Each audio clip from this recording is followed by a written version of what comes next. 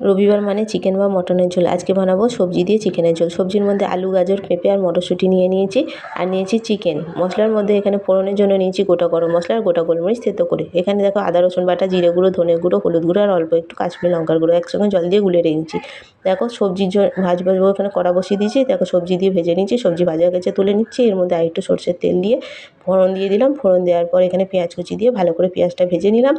ভেজে নেওয়ার পর যে মশলাটা রেখেছিলাম মশলা দিয়ে ভালো করে কষিয়ে নেবো। কষানো হয়ে গেছে, দেখো টমেটো কুচি দিয়ে আবারও কষিয়ে নিলাম। অল্প দিচ্ছি নুন।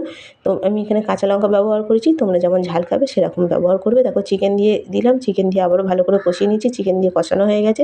ভেজে রাখা সবজি দিয়ে দিয়েছি। সবজি দিয়ে আরেকটু ভালো করে কষিয়ে নিয়ে জল ঢেলে এটা সেদ্ধ করতে দেবো।